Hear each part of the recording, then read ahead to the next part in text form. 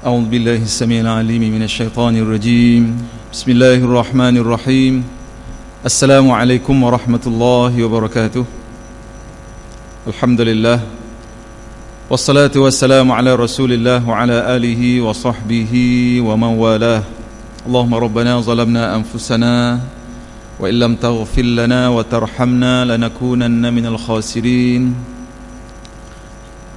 اللهم نور قلوبنا بنور هدايتك كما نورت الأرض بنور شمسك أبدا أبدا اللهم طهر قلوبنا من النفاق وأعمالنا من الرياء وألسنتنا من الكذب اللهم أعز الإسلام والمسلمين اللهم انصر الإخوان المجاهدين في فلسطين وفي كل مكان اللهم آمين اللهم آمين. Muslimin muslimat, sidang jemaah dan juga sidang pendengar yang dirahmati, yang dikasihi oleh Allah Subhanahu wa taala. Alhamdulillah, marilah sama-sama kita memanjatkan setinggi-tinggi kesyukuran kita kepada Allah. Syukur yang tidak terhingga dengan nikmat yang diberikan kepada kita yang terlalu banyak. Tak mampu untuk kita mengungkapkan terima kasih kita, kesyukuran kita sebenarnya kepada Allah. Kerana nikmat yang diberikan kepada kita terlalu banyak.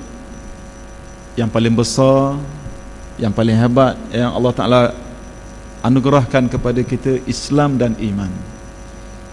Mudah-mudahan Islam, iman dan segala nikmat yang Allah Ta'ala beri kepada kita dapat kita gunakan sebaiknya untuk meletakkan diri kita orang-orang yang sentiasa berada dalam taqwa iman kepada Allah Subhanahu wa Ta'ala. Pada malam ini insya-Allah kita akan sambung bab beriman kepada Allah daripada kitab kita Mastikah Hadis, iaitulah hadis yang ke-10 muka surat 192.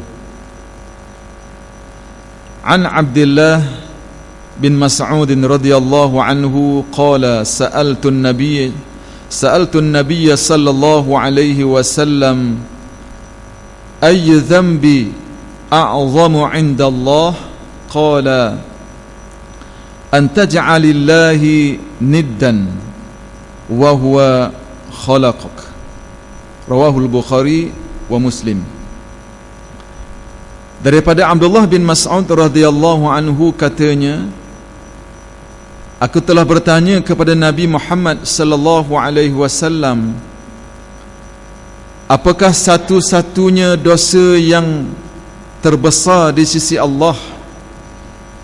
Baginda sallallahu alaihi wasallam menjawab, dosa yang terbesar di sisi Allah itu ialah engkau mengada-ngadakan bagi Allah sesuatu yang menyamainya, padahal Dia menciptakan kamu. Dalam hadis yang ke-10 ini, tuan-tuan, pengarang dibawa sebahagian saja. Kalau kita lihat kitab-kitab hadis yang membicarakan tajuk ini, yang diriwayatkan oleh Imam Bukhari dan Muslim, hadis selepas wa huwa khalaqaka itu, hadisnya berbunyi macam mana tuan-tuan? Iaitulah qala thumma ayyu. Ini tak ada dalam kitab sebab disebut sebahagian saja, saya sempurnakan hadis ini. Qala thumma ayyu, qala an taqtula waladika khasyata an yat'ama ma'aka. Qala thumma ayyu, qala an tuzani halilata jarika. Fa anzala Allah عز وجل تصديق ذلك بسم الله الرحمن الرحيم والذين لا يدعون مع الله إلها آخر والذين لا يدعون مع الله إلها آخر. Apa maksud hadis ni tuan-tuan? Selepas Rasulullah kata dosa yang paling besar itu ialah, dalam hadis tersebut tadi, iaitulah syirik kepada Allah. Dan hadis yang saya sambung tadi maknanya apa tuan-tuan?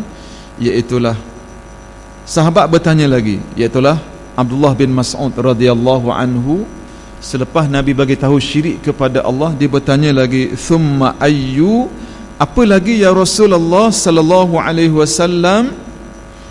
Maka jawab Nabi, antaqtula waladika, iaitulah kamu membunuh anak kamu, khasyata, iaitulah kerana takutkan, an tat'ama ma'aka, makan bersama-sama dengan kamu, maknanya soal rizki.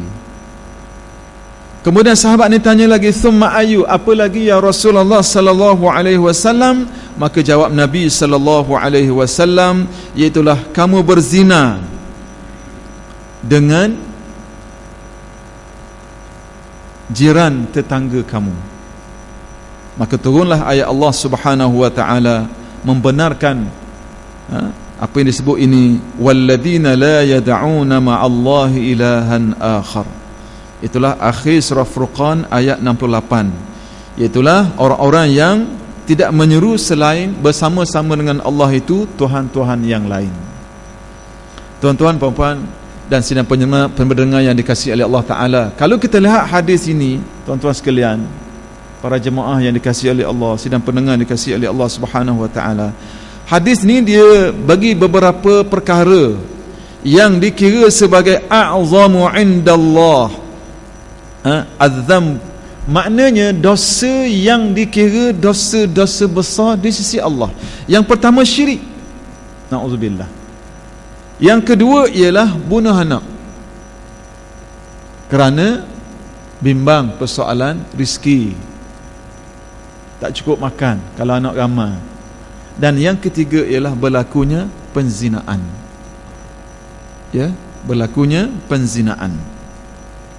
Kita akan tengok nanti bagaimana nak dikaitkan antara satu sama lain, dan bagaimana hadis ini memberi penekanan seperti mana dalam bab yang kita baca pada malam itulah bab beriman kepada Allah, tidak berlaku syirik yang dilarang oleh Allah, yang diharamkan oleh Allah Subhanahu wa taala. Hadis ke-10 ini mengandungi yang pertama, Rasulullah sallallahu alaihi wasallam menjadi tumpuan pertanyaan sahabat-sahabat baginda. Hadis ni kata pengarang memberi gambaran kepada kita bahawa Nabi Muhammad sallallahu alaihi wasallam menjadi tumpuan. Timbul masalah, timbul masyaqqah, tak faham, nak dapat penjelasan, maka Nabi menjadi tempat rujukan. Macam dalam hadis ini, apa dosa-dosa besar di sisi Allah? Nabi dia jawab 2-3 perkara tadi.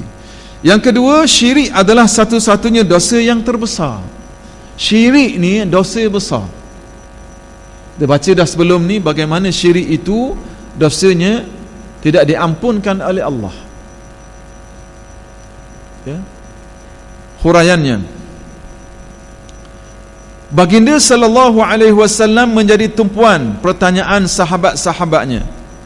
Junjungan kita Nabi Muhammad sallallahu alaihi wasallam dalam masa menjalankan tugasnya membuka dengan seluas-luasnya pintu pertemuan dengannya kepada segala lapisan masyarakat untuk mereka menyatakan, untuk mereka menanyakan apa yang mereka muskilkan berhubung dengan soal-soal agama. Dalam hadis ini, Abdullah bin Mas'ud, seorang sahabat Nabi yang terkenal, bertanya kepada baginda sallallahu alaihi wasallam tentang dosa yang terbesar di sisi Allah, iaitu satu perkara yang sangat mustahak diketahui oleh setiap orang Islam dalam setiap masa. Lebih-lebih lagi dalam masa yang boleh dikatakan manusia leka dengan soal-soal hidup semata-mata, tidak mahu mengambil berat mempersoalkan perkara-perkara dosa dan pahala. Rasulullah sallallahu alaihi wasallam, tuan-tuan, dia menjadi tumpuan para sahabat. Sebab tu kita perhati hadis-hadis baginda, banyak dia menjawab persoalan-persoalan yang datang daripada para sahabat, yang datang daripada orang-orang yang bersama dengan dia, yang hidup sekali dengan dia, baik daripada golongan sahabiahnya ataupun di kalangan sahabat sendiri, di kalangan yang lelakinya, di kalangan perempuannya bertanya Nabi dan Nabi jawab, dan sebahagiannya menjadi hukum kepada hukum hakam yang menjadi sumber kepada agama kita, persoalan-persoalan yang berkait dengan hukum hakam. Dalam hadis ini Rasulullah cerita bagaimana antara dosa besar disebut dalam hadis ini. Yang pertama ialah jadikan Allah Ta'ala itu sebagai niddan, tempat seruan. Maknanya ada Tuhan yang lain yang diseru, ada Tuhan yang lain yang diseru, bukan Allah Subhanahu Wa Ta'ala semata-mata mutlak. Sedangkan kita tahu bahawa katalah Muhammad, kata Allah, qul huwallahu ahad, katakanlah Allah Ta'ala itu tak ada Tuhan yang lain. Lam yalid wa lam yulad, tidak beranak dan tidak diperanakkan. Wa lam yakul lahu kufuwan ahad, tidak ada sesuatu pun yang sama dengan dia. Jadi dalam dosa yang pertama, iaitulah dosa syirik kepada Allah. Ini antara dosa besar. Yang kedua ialah dalam hadis ini menyebut taqtula waladak, iaitulah bunuh anak kamu, kata Rasulullah. Di zaman jahiliah ada di kalangan orang Arab ni bunuh anak sebab takut tak cukup makan, kongsi makanan dengan anak-anak. Ini boleh dikira sebagai dosa besar sebab dia membunuh. Dan kita orang yang beriman, apabila ada perasaan seumpama ini, maka seolah-olah kita menafikan Allahu Ar-Razzaq, Allah sebagai pemberi rezeki. Itu yang kedua. Yang ketiga ialah berzina dengan jiran tetangga. Ni penyakit zina ni bukan penyakit baru, beribu tahun dah. Penyakit yang sukar untuk dibendung. Sebab itu Islam jaga sangat, wala taqrabuz zina, jangan menghampiri kepada zina. Ya. Baik, yang pertama soal syirik. Jelas kita cerita hadis-hadis sebelum ini, balasannya, ya, larangannya daripada Allah. Cuma saya nak tambah di sini yang tidak disebut dalam hadis, yang disebut yang tidak dicatat oleh pengarang di sini, kesempurnaan, menyempurnakan hadis ini dua saya sebut tadi. Yang pertama selepas syirik, iaitulah yang dikaitkan dengan, iaitulah bunuh anak. Kita di Malaysia ni, dia tidak kira bunuh, dia panggil apa? Melibatkan soal rezeki, melibatkan soal anak-anak ni, dia kaitkan dengan penderaan. Dan kajian yang dibuat bahawa antara punca anak-anak di Malaysia ini, dan mungkin berlaku di negara lain juga, iaitulah kerana tekanan emosi.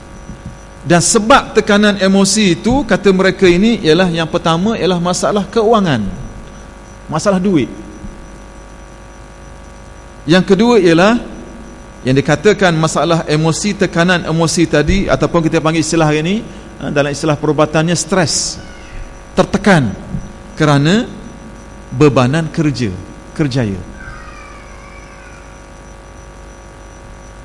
Emosi tertekan, stres berlaku, maka kesannya kepada anak-anak. Kerja pejabat, seorang ibu bekerja di pejabat, bila balik rumah stres. Seorang ayah, income tak cukup, stres, tertekan, tekanan dalam hidup dia. Sebab itu dia diajar kepada kita bagaimana kita nak uruskan tekanan dalam hidup kita. Banyak cara yang diajar oleh Al-Quran, diajar oleh Rasulullah sallallahu alaihi wasallam. Antaranya, kita kena tanam sungguh-sungguh bahawa segala yang berlaku itu, soal rezeki, soal baik buruk, soal apa yang berlaku dalam diri kita, dia bergantung rapat dengan ketentuan qada dan qadar daripada Allah. Bila kita ingat macam ni, lapang dada. Tugas kita berusaha, tugas kita mencari, buat setakat mampu, kemudian berdoa kepada Allah. Buat sesuatu, jangan lock. Kalau tak, dia jadi tekanan. Dan disebut lagi oleh pengkaji ini, dia kata antaranya juga berlaku penderaan pada anak-anak ini ialah kerana pengambilan dadah. Mak ayah terlibat dengan dadah, jadi dia hilang kewarasan akal. Pukul anak. Beberapa bulan lepas berlaku negara kita, ada yang mati banyak, ada semua laporan mati. Kemudian disebut juga di situ secara jelas, bahawa punca seorang ayah, punca seorang ibu dera anak ni sebab apa? Dia jahil tentang agama dan kurang menghayati tuntutan agama. Ini punca dia. Kalau kita lihat statistik, angka yang dilaporkan oleh Jabatan Kebajikan Masyarakat pada tahun 2013, lebih kurang direkodkan 3,831 kes penderaan kanak-kanak yang dilaporkan, yang ada di antaranya melibatkan kematian. 3,000 lebih. Meningkat, kalau nak banding dengan tahun 2012, hanya 3,428 kes. Berbanding 2011, 2,335. Naik sokmo. Ini antaranya stres, antaranya tekanan hidup, antaranya tak cukup pitih. Jadi kalau kita lihat kepada hadis ini, Nabi larang jangan bunuh. Jadi berlaku pada masyarakat kita hari ini yang mengaku beriman dan yang banyak terlibatnya orang Islam. Ini persoalan dia. Yang banyak terlibatnya adalah orang Islam. Jadi sebut dalam hadis ini, yang kedua ialah bunuh anak. Ya, sekarang ni dia tak bunuh direct, tapi dia lebih kepada penderaan yang berkait dengan rezeki. Dia lupa kepada Allah, bahawa Allah war-Razzaq. Kemudian yang ketiga disebut dalam hadis ini, iaitulah tuzani halilata jarika, iaitulah berzina dengan jiran tetangga. Islam sangat pandang besar persoalan zina ni. Sebab tu dalam Islam hukum zina jelas, tak boleh buat mudah. Orang yang diberi amanah untuk melaksanakan tanggungjawab ini, dia kena buat. Kalau tidak, dia akan berdosa dengan Allah Subhanahu wa taala. Hukum Quran jelas, hukum hadis jelas. Selagi tak kembali kepada hukum hakam ini, maka tak sempurna hukum yang diturunkan oleh Allah dalam Al-Quran, hukum yang diturunkan oleh Allah dalam hadis. Tuan-tuan buka surah Nur, jelas. Ya, az-zaniyatu waz-zani fajlidu kulla wahidin minhuma mi'ata jaldah. Perempuan yang berzina, laki yang berzina, pukul keduanya 100 rotan. Saya terbaca satu artikel minggu lepas di barat. Saya lupa nama profesor itu, pakar perubatan, pakar psikologi dan terlibat beberapa orang pakar perubatan. Bagaimana dia merawat pesakit-pesakit yang ketagih, kita panggil apa? Ketagih seks. Ini penyakit. Maka antaranya, di samping dia bagi kaunseling, di samping dia bagi bimbingan, rundingan yang baik, adalah dibuat yang dikatakan, iaitulah fadribuhum, pukul mereka. Dia pukul klien dia pukul pesakit ini berkala lah, 2 bulan sekali, 3 bulan sekali. Dia pukul bukan pukul sampai maknanya mudarat. Dia disebut dalam artikel itu, dia guna ranting kayu, bukan, dia tak guna rotan, dia guna ranting kayu yang dalam bentuk pukul itu, dan hasilnya sebahagian besar pesakit itu hilang ketagih seksnya. Tuan-tuan, orang kafir pun nampak benda ni dan terbukti. Tuan-tuan boleh tengok, boleh search, boleh cari bukti ini. Islam, Quran ajar kita 1000 tahun lebih dah bagaimana nak ubat penyakit ini, zina ini. Orang kafir dah mula dah.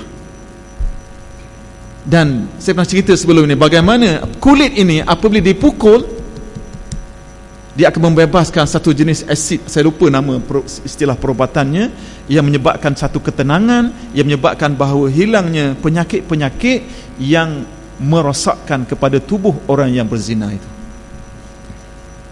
Sekarang ni orang berzina banyak penyakit AIDS, penyakit kelamin.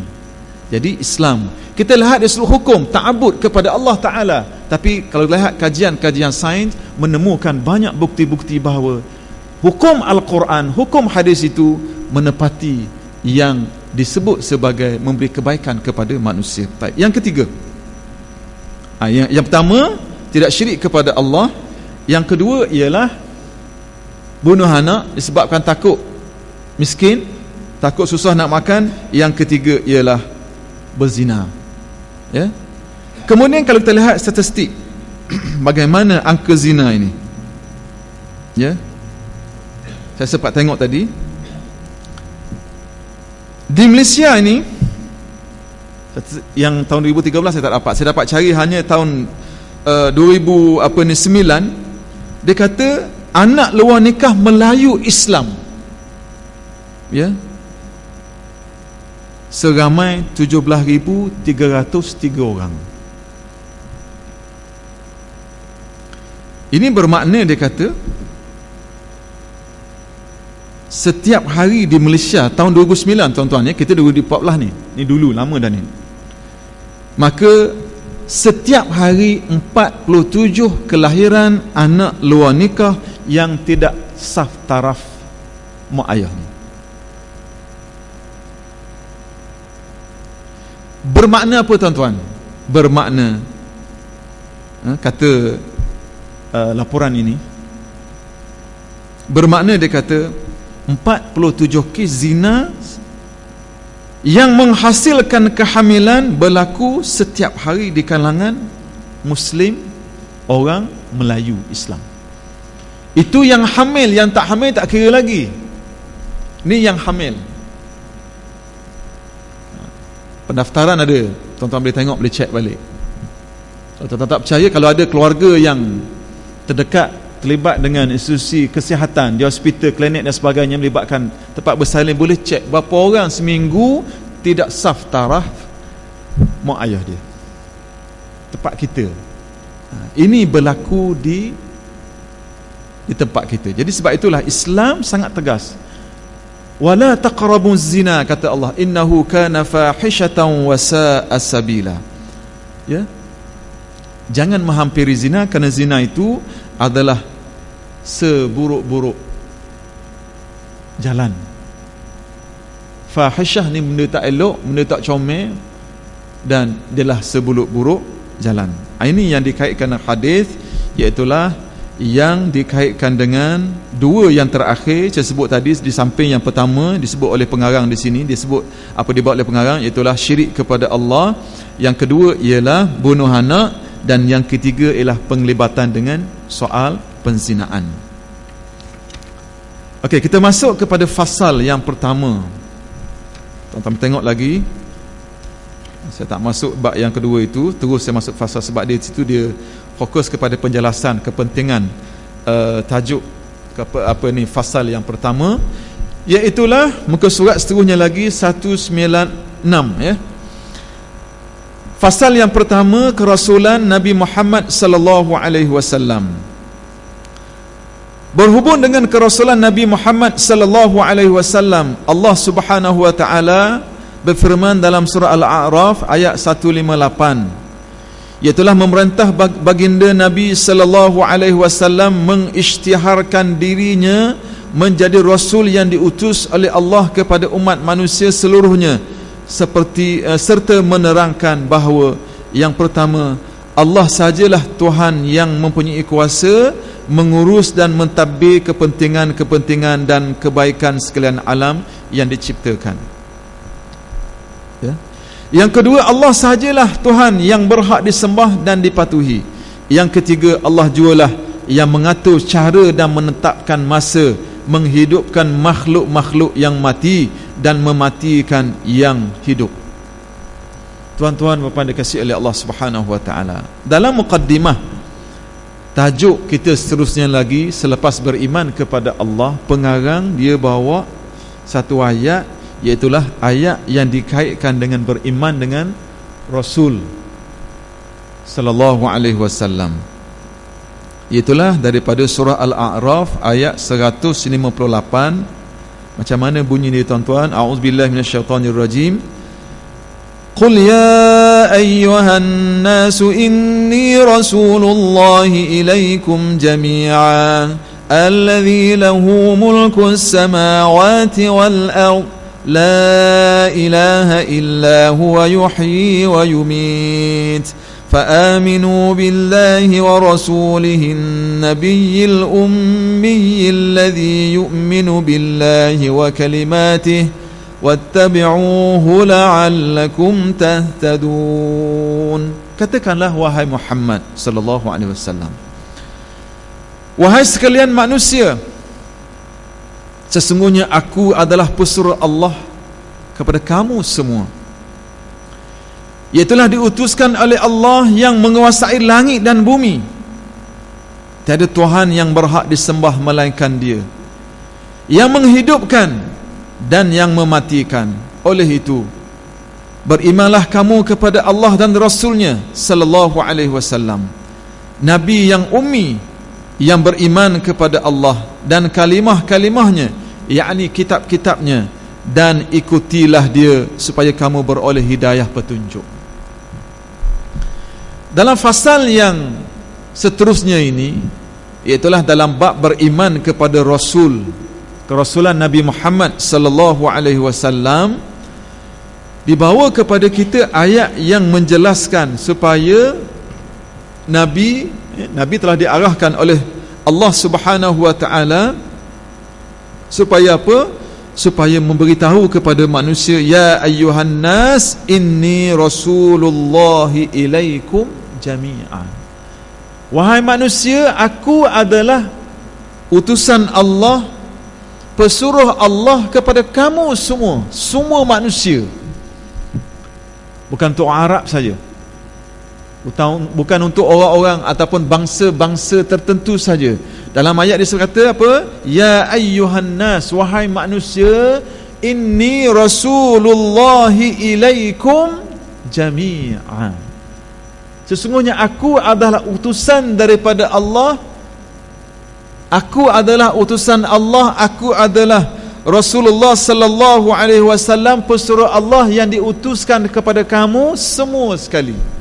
Semua bangsa, semua keturunan, semua manusia yang ada muka bumi, maka akulah Rasulnya. Ini kata Allah Ta'ala, bagi tahu Muhammad, qul, kata Muhammad, akulah Nabi, akulah Rasulnya. Ya.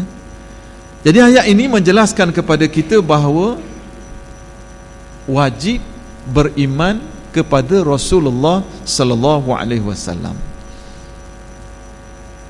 Allah lah yang telah mengutuskan Nabi Muhammad sebagai Rasul kepada umat manusia. Bukan di kalangan orang Arab saja sebut tadi, semua manusia. Yang cerah, yang hitam, yang gelap, yang apa saja keturunan manusia, apa saja bangsa manusia, maka Nabi lah utusannya daripada Allah Subhanahu wa taala.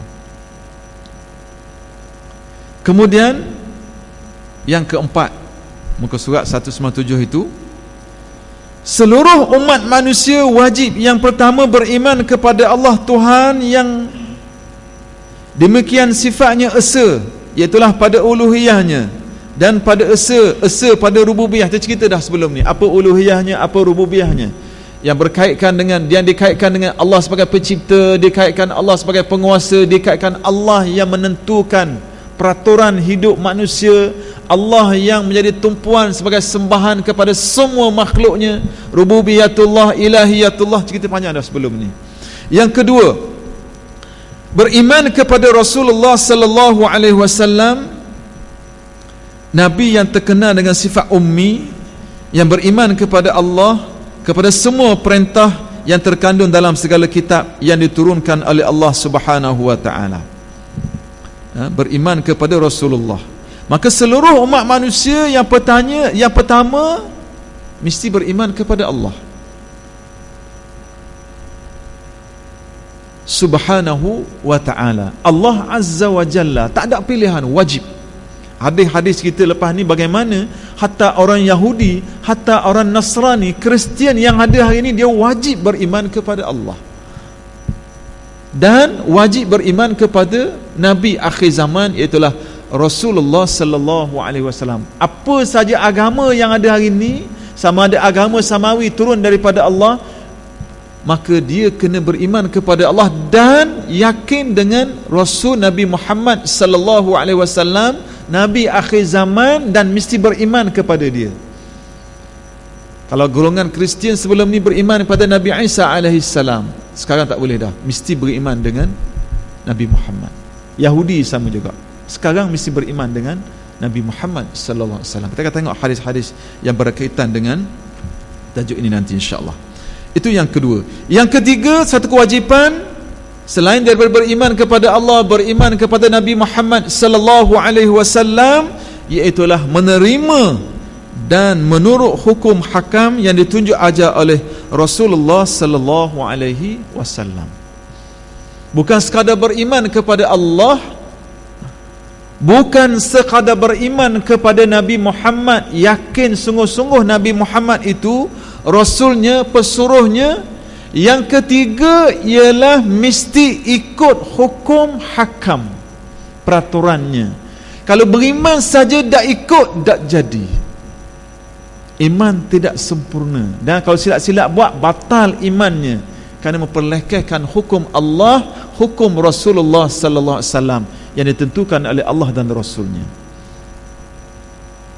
Jadi maknanya iman kita tidak sempurna kalau sekadar beriman kepada Allah, kalau sekadar beriman kepada Nabi Muhammad sallallahu alaihi wasallam, tidak beriman dengan yang ketiga ini, iaitulah menerima, kata pengarang, menerima dan menurut hukum hakamnya dan tunjuk ajar Rasulullah sallallahu alaihi wasallam. Mesti, tak ada pilihan.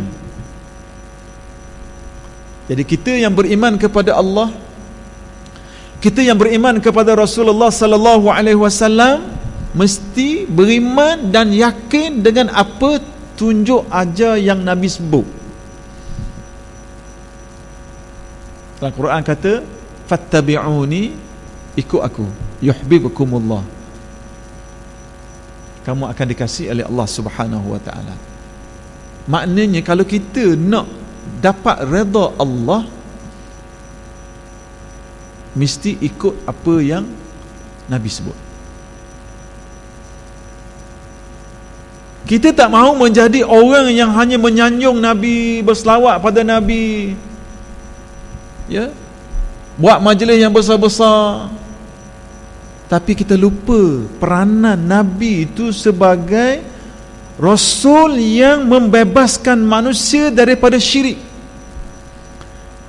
yang membebaskan manusia daripada kekufuran, yang membebaskan manusia daripada segala hukum hakam yang dicipta oleh manusia.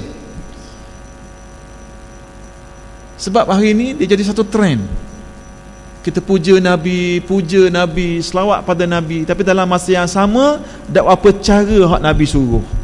Itu takut sangat tu. Rasulullah suruh kita berselawat. Setiap Jumaat khatib bagi tahu kepada kita, innallaha wa malaikatahu yusalluna 'alan nabi ya ayyuhalladzina amanu sallu 'alaihi wa sallimu taslima. Minta para hadirin yang datang sembahyang itu selawat, baca Al-Quran, Allah Taala pun ucap sejahtera. Orang yang beriman minta selawat. Kita jangan lupa dalam kesibukan kita menyanjung Nabi, kesibukan kita berselawat pada Nabi sallallahu alaihi wasallam, antara sanjungan kita, antara tanda beriman kita, antara tanda ketaatan kita kepada Allah, kita ikut apa yang Nabi suruh. Bukan setakat puji orang tu. Macam kita ada seorang pemimpin yang hebat, bukan kita sanjung dia saja, tapi kita ikut arahan dia. Itulah baru disebut seorang pengikut yang taat. Bukan sekadar pakaiannya saja, bukan sekadar ibadatnya saja, tapi Islam datang, Rasulullah ajar kepada kita bahawa kamu kena ikut sunnah dia, pakaiannya, tingkah lakunya. Dalam masa yang sama, sunnah yang besar ialah hukum hakam yang ditentukan oleh Rasulullah, yang ditentukan oleh Al-Quran. Jadi barulah kita nampak Islam ni comel. Bukan ibadat masjid saja, bukan pakaian saja, bukan pakai melibatkan soal-soal sunnah, tetapi comel semua sekali. Peribadinya comel, keluarganya comel, pakaiannya comel, hukum hakamnya comel. Barulah nampak Islam ni syumul. Barulah jejak ayat yang kita baca semua dalam Al-Quran. Ya ayyuhallazina amanu dukhulu fis silmi kaffah. Wahai orang beriman, anutilah Islam, ambillah agama, masuk dalam Islam itu semua sekali. Kita tak mahu jadi orang yang kuat ibadat, hukum hakam tinggal.